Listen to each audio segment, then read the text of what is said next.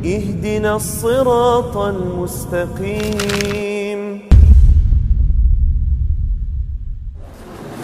Bismillahirrahmanirrahim.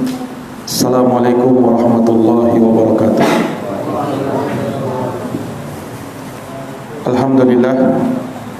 Alhamdulillahi rabbil alamin. Wa bihi nasta'inu ala umuri dunya waddin. Asyhadu an la ilaha illallah wahdahu la syarika lah. Wa asyhadu anna Muhammadan abduhu wa rasuluh. Sallallahu alaihi wa ala alihi wa sahbihi wa man tabi'ahum bi ihsanin ila yaumiddin wa sallama tasliman katsira, amma ba'd. Ikhwani fid din wa akhwati fillah, azani Allah wa iyyakum. Alhamdulillah, kita bersyukur kepada Allah Subhanahu wa taala dengan segala nikmat dan karunia-Nya, dan kita bersalawat serta menyampaikan salam kepada Nabi kita yang termulia Rasulullah Muhammad sallallahu alaihi wasallam, berikut keluarga, sahabat, dan orang yang senantiasa meniti jalannya sampai hari kiamat. Ikhwani fiddin wa akhwati fillah, rahimani wa rahimakumullah. Kita lanjutkan kembali pembahasan dari kitab Syarhus Sunnah lil Imam Abu Muhammad Al-Barbahari rahimahullahu ta'ala. Di pembahasan berikutnya, Imam Al-Barbahari akan menjelaskan kepada kita tentang beberapa hukum di dalam Islam yang disepakati oleh para ulama, yang tidak ada perbedaan pendapat di kalangan para ulama terkait dengan masalah-masalah ini. Dan pembahasan ini itu berkenaan dengan masalah-masalah fiqhiyah, masalah-masalah fiqih ya, yang disebutkan oleh beliau, yang mana pembahasan itu beliau sebutkan di dalam kitabnya ini untuk menjadi pembeda antara ahlus sunnah wal jamaah dengan ahlul bid'ah wal furqah.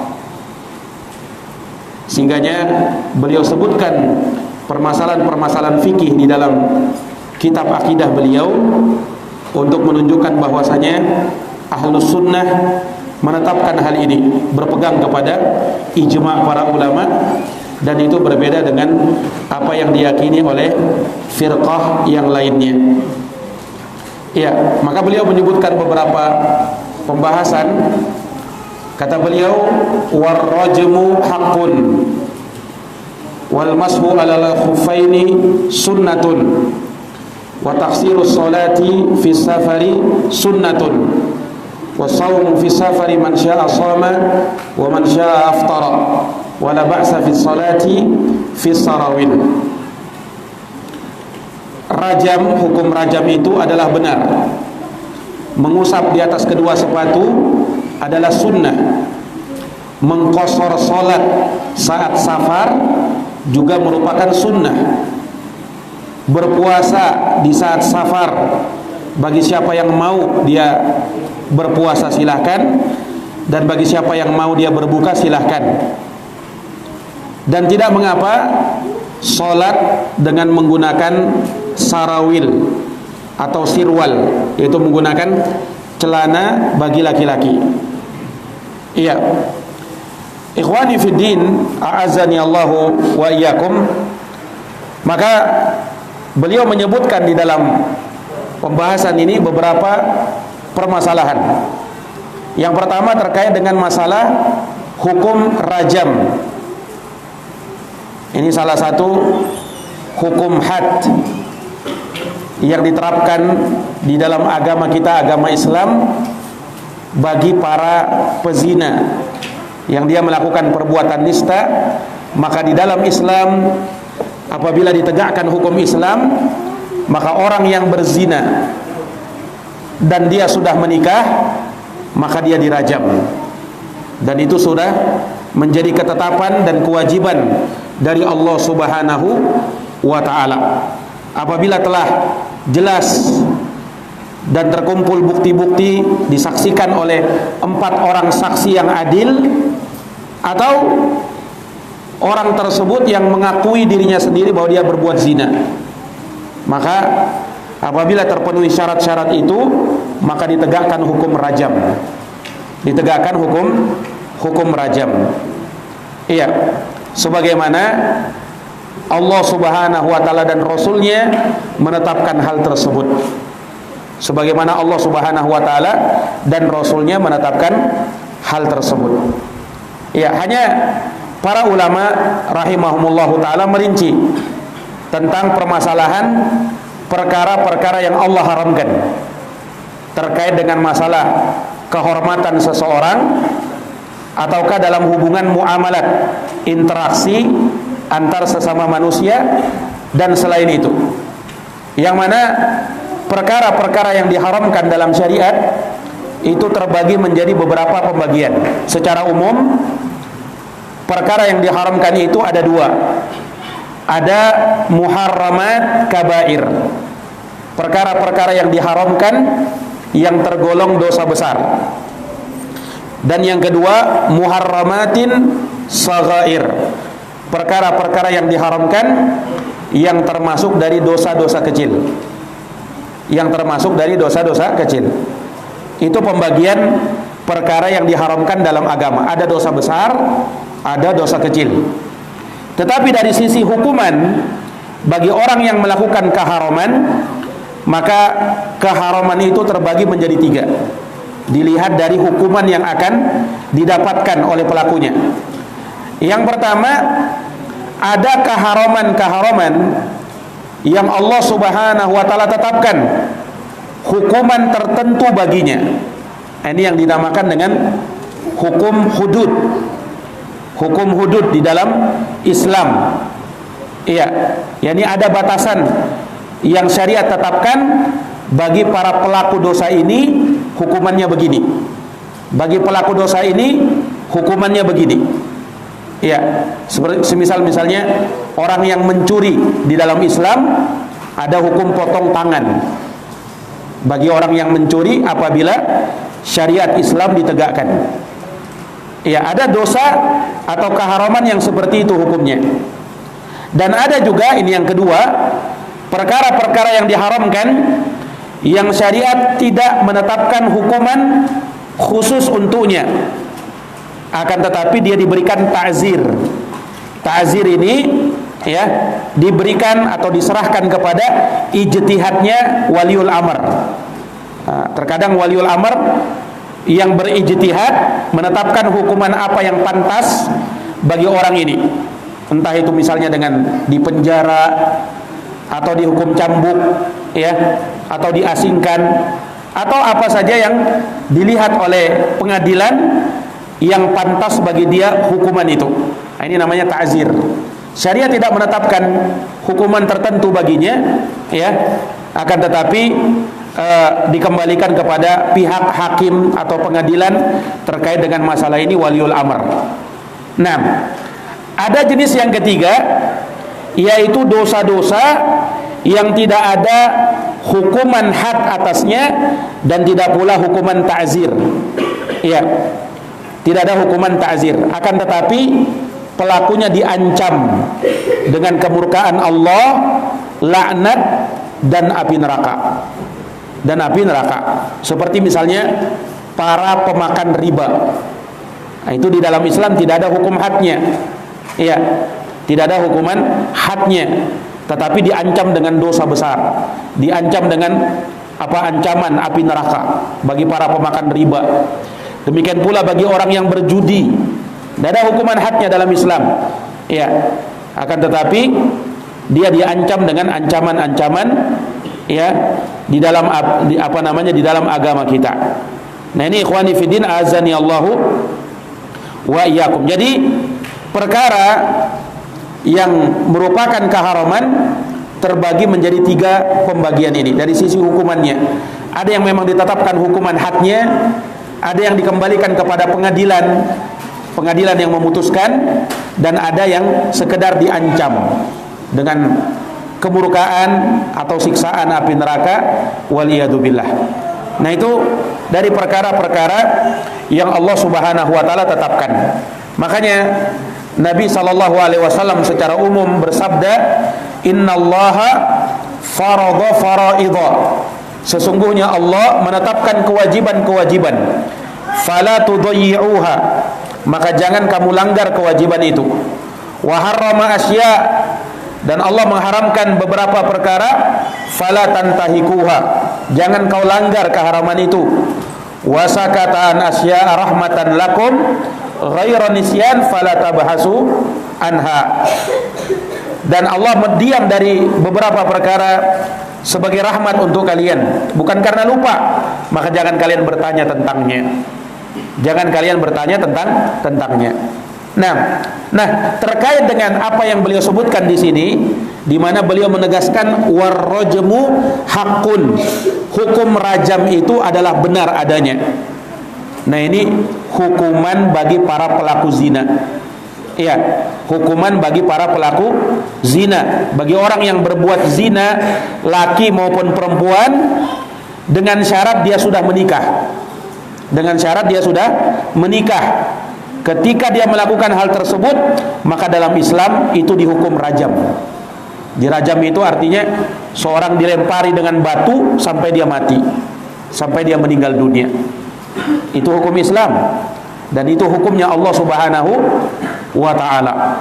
Iya, tentunya ketika Allah menetapkan hal tersebut sesuai dengan hikmah kebesaran Allah Subhanahu wa ta'ala menetapkan hukum-hukum yang seperti itu. Jangan dikatakan hukum Islam kejam, hukum Islam tidak berperi kemanusiaan. Tidak. Iya, justru Islam menetapkan hukum-hukum seperti itu untuk menimbulkan efek jera bagi orang-orang yang melakukannya, dan juga dari sisi yang lain itu sebagai penggugur dosanya. Orang yang dihukum rajam, ya, kalau dia betul-betul bertaubat, ya, dia tidak akan disiksa lagi di dalam neraka. Maka itu dari satu sisi rahmat bagi dia. Nah, ketimbang dia disiksa di dalam neraka, tentu lebih mengerikan lagi siksaannya. Ya, tentu lebih mengerikan lagi siksaannya.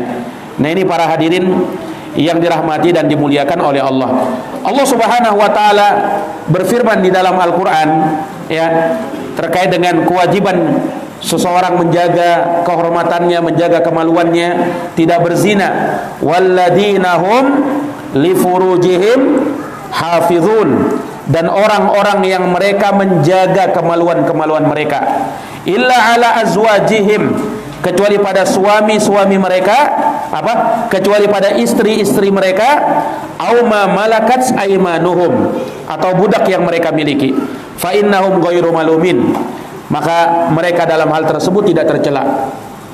Faman ibtagha wara'a dzalik, siapa yang mencari di balik hal tersebut, selain dari hal tersebut, faulaika humul adun, maka mereka itulah orang-orang yang melampaui batas. Allah sudah tetapkan ini yang halal bagi kamu, istrimu halal bagi kamu, kamu langkahi lagi. Kamu sudah beristri, kamu sudah pernah menikah, mengapa kamu berbuat zina lagi? Nah, ini para hadirin yang dirahmati dan dimuliakan oleh Allah Subhanahu wa ta'ala. Ya. Nah, hukum ini tidak berlaku bagi orang yang berzina dan dia belum menikah. Nah, tidak dirajam. Dalam Islam, bagi laki atau perempuan yang belum menikah dan dia berbuat zina, maka hukumannya beda. Hukumannya dalam Islam dicambuk sebanyak 100 kali, lalu diasingkan, ya, di luar dari tanah airnya, di negerinya, di luar dari kotanya selama 1 tahun. Nah, itu hukumannya bagi orang yang berbuat zina dan dia belum menikah. Dan ini Allah sebutkan dalam Quran di surat An-Nur ayat yang kedua. Allah berfirman, az-zaniyatu waz-zani, laki-laki atau perempuan yang berbuat zina, fajlidu kulla wahidin minhuma mi'ata jaldah, maka cambuklah masing-masing dari mereka sebanyak 100 kali cambuk. Cambuk itu bukan ringan, ya. Sekali cambuk itu sudah bisa berdarah seseorang, bukan cambuk biasa. Nah, dicambuk 100 kali. wala ta'khudkum bihima ra'fah fi dinillah, dan jangan dikarena belas kasihan kamu kepada keduanya, orang-orang yang berzina ini, kamu akhirnya tidak menerapkan hukumnya Allah. Jangan. Iya. Itu justru kalau kita tetapkan sebagai penggugur dosanya. In kuntum tu'minuna billahi wal yawmil akhir, kalau kalian beriman kepada Allah dan hari akhir, wal yashhad adzabahuma ta'ifatun minal mu'minin, dan hendaknya ya hukuman bagi keduanya disaksikan oleh sekelompok orang-orang yang beriman. Sekali lagi untuk menimbulkan efek jera. Orang kalau mau berbuat zina akan pikir-pikir dulu. Nah, iya. Nah, ini ikhwani fiddin azani Allah wa iyyakum. Ini dalam Quran disebutkan 100 kali cambuk bagi orang yang berzina dan dia belum menikah. Iya. Dan terkait dengan diasingkan dia selama 1 tahun, itu disebutkan oleh Nabi SAW di dalam haditsnya. Kata Rasulullah dalam hadis yang diriwayatkan oleh Imam Muslim dari Ubadah ibnu Samit, al-bikru bil bikri jildu mi'atin wa taghribu amin. Kata Nabi, ya, laki-laki dan perempuan yang berbuat zina dan dia belum menikah, ya masih perjaka atau masih perawan, tapi dia berbuat zina, dia belum menikah, kata Nabi SAW, jaldu mi'ah, hukumannya dicambuk 100 kali, wa taghribu amin, dan diasingkan selama 1 tahun. Diasingkan selama apa? Selama 1 tahun. Dan ini perkara yang disepakati oleh para ulama terkait dengan hukuman cambuk. Adapun diasingkan selama 1 tahun, itu pendapat jumhurul ulama, pendapat jumhur al ulama. 6. Dan itu berbeda bagi orang yang sudah menikah lantas dia berzina. Baik dia sudah menikah, dalam hal ini dia nikah, ya, masih ada istrinya, atau dia sudah menikah dan dia sudah bercerai misalnya. Yang jelas dia sudah menikah, kemudian dia berbuat zina, maka hukumannya apa? Hukumannya dirajam. Hukumannya dirajam sampai mati, waliyadzubillah. Nah, ini para hadirin yang dirahmati dan dimuliakan oleh Allah Subhanahu wa taala. Nah, terkait dengan rajam ini, ya, Allah Subhanahu wa taala sebutkan di dalam Al-Qur'an. Ayatnya sudah mansukh, tetapi hukumnya tetap. Ada satu ayat dalam Quran, beberapa ayat dalam Quran, bacaannya itu dimansukh, dihapus memang, tetapi hukumnya tetap. Hukumnya sudah ditetapkan, yaitu ayat yang berbunyi asy-syaikhu wasy-syaikhatu idza zanaya farjumuhuma albattah nakalan minallahi wallahu alimun hakim. Iya. Laki-laki dan wanita yang telah menikah lantas dia berzina, maka rajamlah keduanya, kata Allah. Itu sebagai hukuman dari Allah, dan Allah Maha mengetahui lagi Maha bijaksana. Ya, terkait dengan keterangan ini diriwayatkan oleh Imam Ibnu Majah di dalam sunannya, ya, dan juga disebutkan oleh Imam Ahmad dalam musnadnya, Sunan Ad-Darimi oleh Imam Ad-Darimi, ya, dan haditsnya disahihkan oleh Syekh Al-Albani rahimahullahu taala terkait dengan rajam, hukuman rajam bagi para pezina dan dia sudah menikah, laki maupun perempuan, laki-laki maupun perempuan.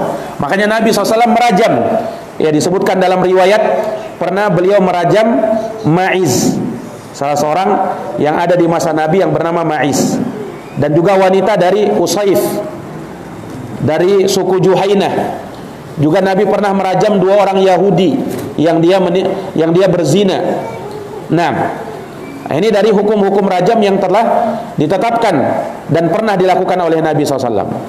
Iya, tetapi sekali lagi, hukuman itu dilakukan oleh penguasa kita, bukan kembali kepada masing-masing orang. Nah, tidak boleh seseorang menetapkan hukum Islam, menerapkan hukum Islam dengan sendirinya. Dia berlakukan untuk orang-orang, tidak boleh.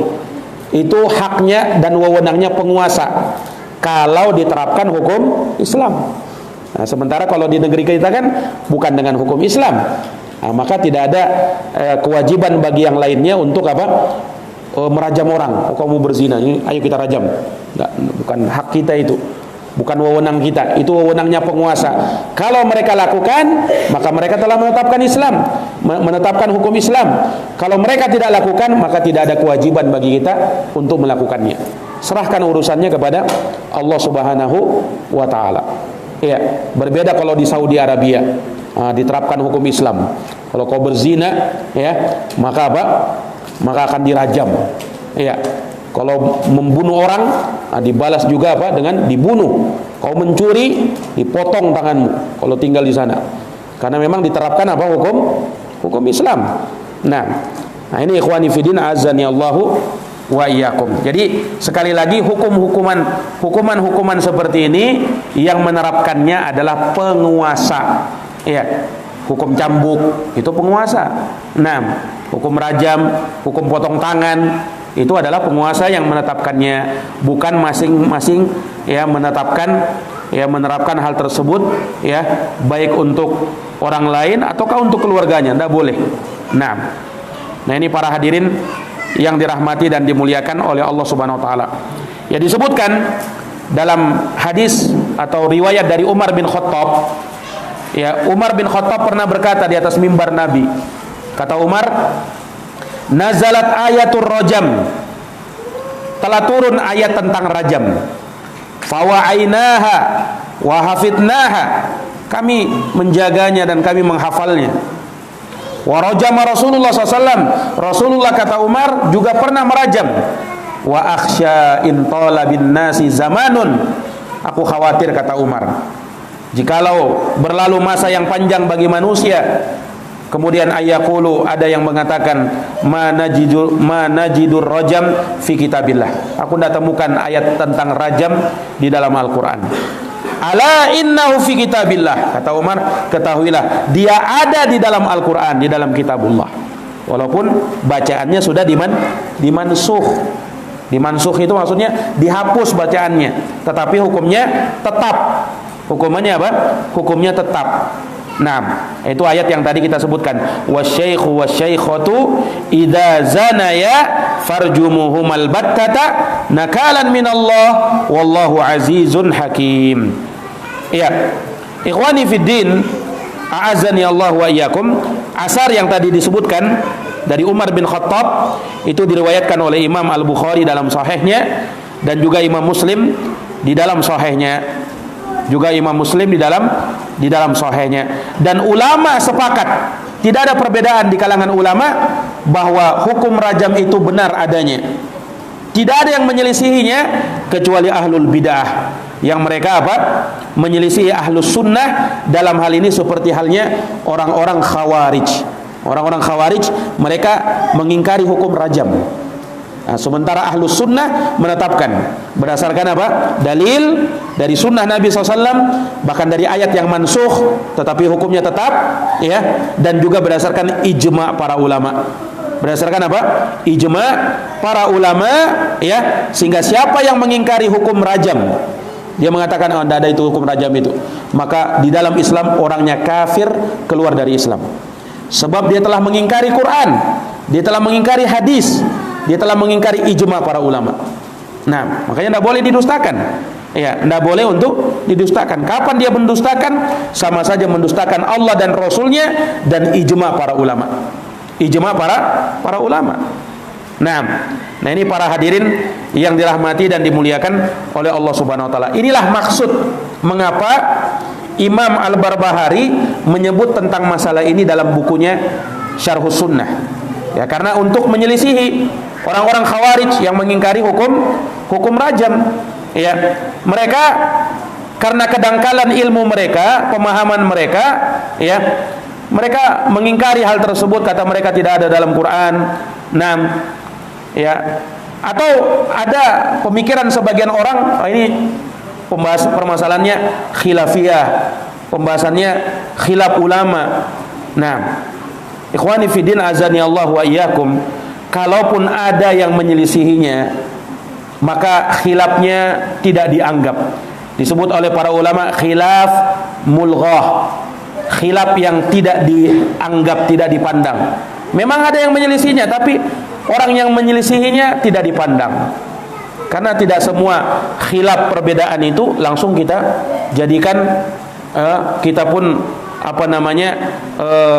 berlapang dada atau dalam pengertian ya saling memaafkan, tidak masalah ya. Tidak semua perkara agama itu kita bertoleransi di dalamnya.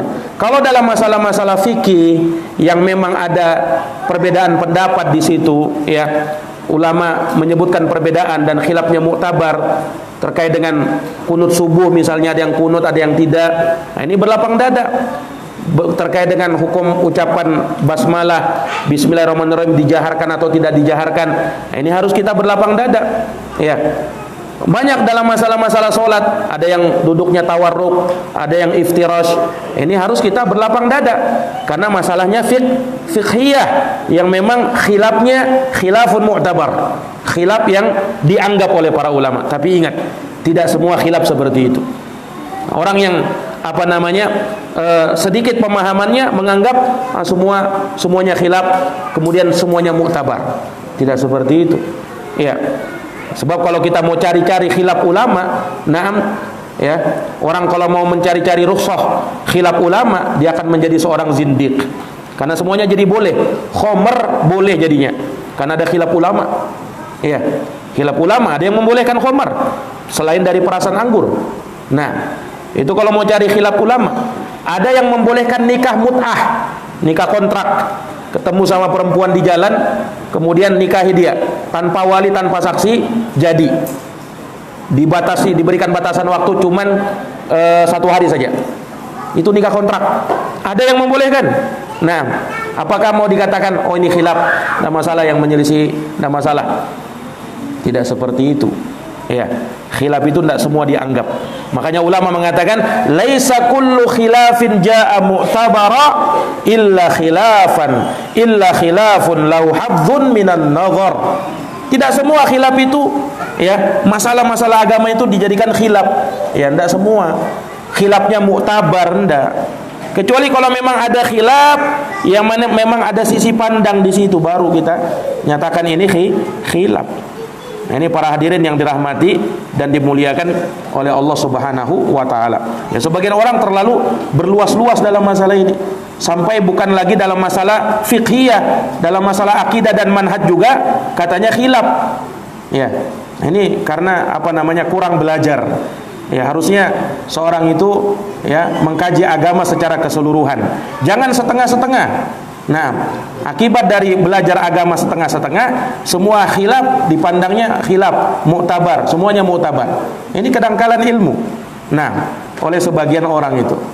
Nah, ini para hadirin yang dirahmati dan dimuliakan oleh Allah Subhanahu wa taala. Sama dengan masalah ini terkait dengan rajam, ya, itu tidak ada khilaf di kalangan ulama. Ya, ada yang menyelisihinya, tidak dianggap penyelisihannya. Khawarij yang menyelisihinya. Ya. Dan telah tetap dengan dalil. Seorang itu membiasakan mengikat diri dengan dalil dari Al-Quran, Sunnah dan ijma para ulama. Nah, kalau sudah ada nasnya, ya maka itu yang kita pegang, itu yang kita jadikan patokan. Nah, ini para jamaah yang dirahmati oleh Allah. Karena Allah berfirman, fa in tanazatum fi syai'in, kalau kau berselisih pendapat dalam suatu urusan, farudduhu ilallahi war rasul, kembalikan dia kepada Allah Subhanahu wa taala dan rasulnya. In kuntum tu'minuna billahi wal yawmil akhir, ini jika kalian beriman kepada Allah Subhanahu wa taala dan hari akhir, dalika khairun wa ahsanu ta'wila, yang demikian itu lebih baik bagi kamu dan paling bagus kesudahannya. Yang paling bagus kesudahannya. Nah, ini para hadirin yang dirahmati dan dimuliakan oleh Allah Subhanahu wa taala. Ya, maka pembahasan ini, permasalahan ini sekali lagi disebutkan oleh beliau rahimahullahu taala dalam rangka untuk membantah orang-orang khawarij yang menyelisih pembahasan atau permasalahan ini. Iya, rajam itu benar dan ada di dalam Islam. Tetapi ingat, penerapannya itu dilakukan oleh penguasa kaum muslimin. Bukan Bukan kembalinya kepada orang masing-masing. Bukan. tetapi kepada penguasa. Kalau mereka terapkan, alhamdulillah. Kalau mereka tidak terapkan, maka itu bukan tanggung jawab kita. Itu bukan tanggung jawab kita. Nah, ini para jamaah yang dirahmati dan dimuliakan oleh Allah. Kemudian setelah beliau menyebutkan tentang masalah rajam, beliau sebutkan masalah yang kedua. Nah, ini lebih nampak lagi tentang masalah fikihnya. Kata beliau, wal mashu alal khuffaini sunnatun, dan mengusap di atas kedua sepatu adalah sunnah. Mengusap di atas kedua sepatu adalah sunnah. Nah, ini beliau sebutkan lagi tentang masalah mengusap di atas sepatu. Ini kan bahagian dari masalah apa? Masalah wudu. Ya kan? Di sana ada hukum ya mengusap di atas sepatu atau kaos kaki. Dan itu rukhsah yang diberikan. Rukhsah yang Allah Subhanahu wa taala berikan. Ya, kalau misalnya ada orang ya, dan ini mungkin misalnya didapati oleh orang yang lagi safar ya, atau di kondisi-kondisi yang dia memakai kaos kaki karena situasi yang dingin misalnya. Nah, ya, maka sering ya orang memakai kaos kaki misalnya atau khuf. Khuf itu sepatu dari kulit ya. Kalau dulu kita di Yaman ya, suatu kami di Yaman dulu, itu sering kami gunakan syariat ini, memakai syariat mengusap di atas kaos kaki, karena di Yaman ya, di daerah Ma'bar tempat kami belajar dulu, itu sangat dingin ya, sangat dingin sekali, sehingga siang pun kita harus pakai kaos tangan dan kaos kaki. Nah, saking dinginnya. Nah, maka syariat mengusap di atas sepatu dan kaos kaki itu sangat membantu. Nah, beda kalau di daerah kita ya kan, panas memang. Nah, orang jarang pakai kaos kaki. Kalau di sana orang pakai kaos kaki itu sudah lumrah. Kebanyakan orang pakai kaos kaki malah. Ya, kebanyakan orang pakai kaos kaki kemana-mana. Mau dia ke masjid, mau dia kemana, itu sudah biasa memakai khuf atau kaos kaki. Nah, ini merupakan rukhsah, ya, keringanan yang diberikan ketika seorang ya memakai sepatu atau kaos kaki, tatkala dia wudu dengan sempurna. Nah, harusnya kan sepatunya dilepas, kaos kakinya dilepas untuk mencuci kaki. Nah, di dalam hukum Islam itu boleh mengusap di atas kaos kaki atau sepatu. Ya, caranya mudah saja. Ini tinggal diusap. Langsung diusap sekaligus kaki kanan dan kaki kiri. Yang diusap bagian luar saja. Ya, misalnya ini kaki ya. Misalnya ini kaki dua begini ya. Maka kita tinggal ambil air ya, basahkan air di tangan kita, kemudian diusap langsung sekaligus. Bagian luar saja sampai mata kaki. Cara mengusapnya begini. Nah, selesai. Ya, beda kalau mencuci kan? Kalau mencuci kan kita harus kenakan semua, tumitnya harus kena, bahkan di sela-sela ya. Nah, kalau pada saat mengusap tidak. Dan itu rukhsah, sekali lagi keringanan yang diberikan. Tapi ada syaratnya, ada ketentuannya. Tidak sembarangan dilakukan. Syaratnya kalau dia mau mengusap di atas sepatu, dia harus memakai sepatu atau kaos kakinya dalam keadaan dia sudah wudu sempurna. Nah, baru dia pakai kaos kaki atau sepatu. Setelahnya kalau dia berhadas, boleh mengusap di atas sepatu ketika dia wudu. Paham? Ya, misalnya ada orang mau menggunakan syariat mengusap di atas sepatu atau kaos kaki. Maka sebelum dia menggunakan syariat itu, maka dia wudu sempurna dulu. Wudu sempurna sampai dia cuci kakinya. Kakinya juga dia cuci. Setelah dia suci, maka dia pasang kaos kakinya atau sepatunya. Dia pasang. Nanti kalau dia berhadas kan wudu kan? Pas wudu tidak perlu lepas sepatu. Dia tinggal usap sepatunya. Atau kaos kaki misalnya, dia tinggal usap kaos kakinya. Langsung bisa sholat. Nah, bagi para pekerja misalnya yang bekerja di luar misalnya, kadang mungkin syariat ini dia perlukan ya. Dan ada batas waktunya. Bagi orang yang mukim boleh sehari semalam 24 jam. Lebih dari itu tidak boleh, dia harus lepas, baru pasang lagi dari awal. Bagi musafir, orang yang safar boleh selama 3 hari 3 malam, yaitu 72 jam. Setelah itu baru dia lepas lagi. Kalau dia mau pakai lagi, dari yang baru boleh. Jelas ini? Nah, itu mengusap di atas sepatu, itu ada hukumnya. Jelas ini? Nah, ini kan pembahasan fikih kan ini kan? Pembahasan fikih. Mengapa Imam Al-Barbahari menyebutkan dalam pembahasan akidah, padahal ini fikih ini? Kenapa? Ya karena ini perkara yang merupakan ijma ulama, sepakat ulama. Tidak ada yang menyelisihinya kecuali orang Syiah Rafidhah. Hanya orang Syiah yang menyelisihinya. Orang Syiah itu, Pak, kalau wudu mereka balik. Ya, kalau pas mencuci kaki mereka tidak cuci kakinya, mereka usap aja. Sementara mengusap di atas kaus kaki dan sepatu mereka ingkari, tidak ada itu mengusap di atas kaki, mengusap di atas kaus kaki dan sepatu. Yang ada mengusap di atas kaki. Jadi justru kakinya yang diusap. Kalau kita kan Ahlus Sunnah dicuci kaki itu, bukan diusap. Yang diusap itu cuman rambut dan telinga ketika apa? Ketika berwudu. Itu yang diusap. Sementara kaki dicuci. Nah, orang Syiah Rafidhah mereka katakan apa? Mengusap di atas kaos kaki dan sepatu tidak ada syariatnya, kata mereka. Dia ingkari. Iya. Kemudian ketika mereka berwudu, mereka mengusap di atas kakinya, bukan mencuci. Padahal kaki wajib dicuci. Berdasarkan ayat itu kan, ayat tentang wudu. Ya ayyuhalladzina amanu, wahai orang-orang yang beriman, idza qumtum ilas shalah. Kalau kamu berdiri untuk salat, maka berwudulah. Faghsilu wujuhakum. Cucilah wajah-wajahmu. Wa aydiyakum ilal marafiq. Cucilah tanganmu sampai ke siku. Ini disebutkan ini rukun-rukun wudu langsung. Wajah, tangan sampai siku, kemudian wamsahu biruusikum. Usaplah rambutmu. Ya, usaplah rambutmu, masuk juga telinga karena dalam hadis kata Nabi al-udunani minar ra'as. Telinga itu bagian dari kepala. Maka kalau misalnya mengusap kepala sekaligus juga mengusap telinga. Kemudian Allah katakan wa arjulakum ilal ka'bain, dan cucilah kakimu sampai mata kaki. Jelas ayatnya. Disuruh apa? Disuruh mencuci. Orang Syiah mengingkari. Kata mereka itu diusap aja kalau kaki itu.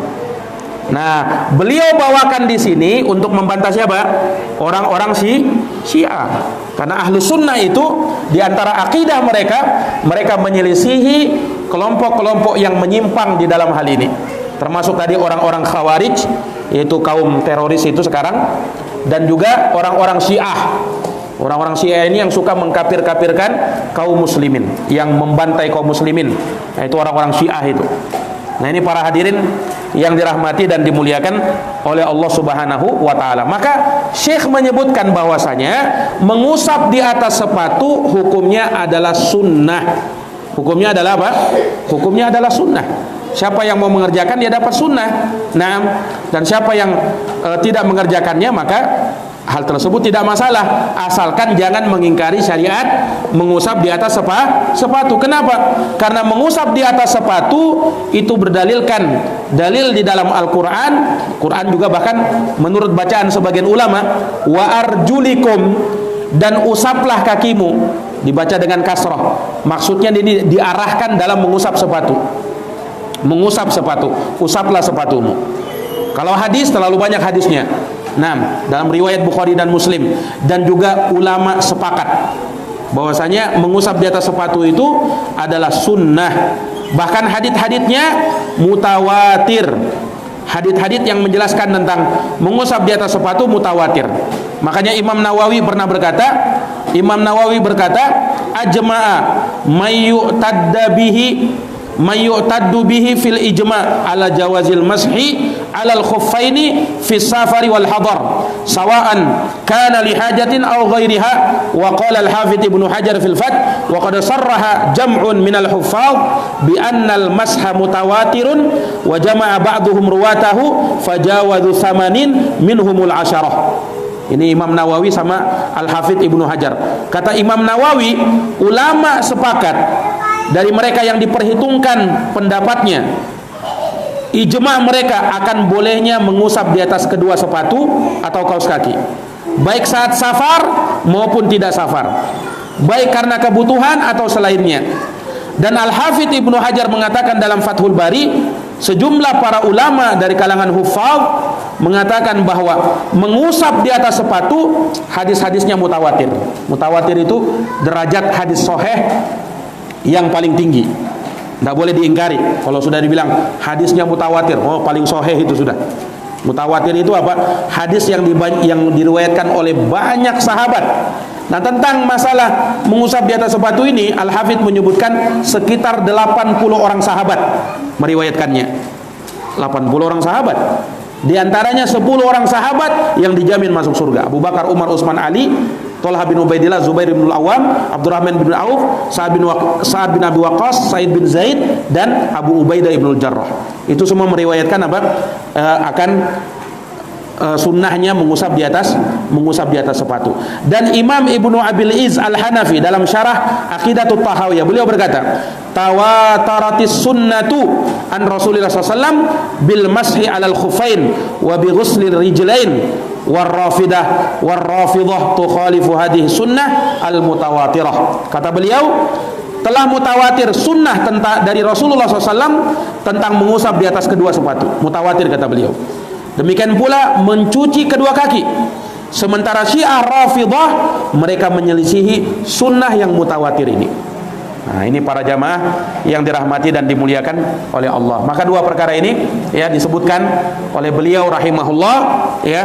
Yang pertama tentang masalah rajam, dan yang kedua tentang masalah mengusap di atas kedua sepatu. Ya, ini dari hukum-hukum Islam yang disepakati oleh para ulama, tidak ada perbedaan pendapat di dalam hal tersebut. Nah, mungkin ini yang bisa kami paparkan, ya. Insyaallah taala akan kita lanjutkan di pertemuan yang akan datang, dan ba'dal isya insyaallah taala seperti biasa kita lanjut dengan kajian fikih jual beli dan harta haram dari kitab Manhajus Salikin wa Tawdihul Fiqhi fid Din. Subhanakallahumma wa bihamdika asyhadu an la ilaha illa anta astaghfiruka wa atubu ilaik. Wassalamualaikum warahmatullahi wabarakatuh.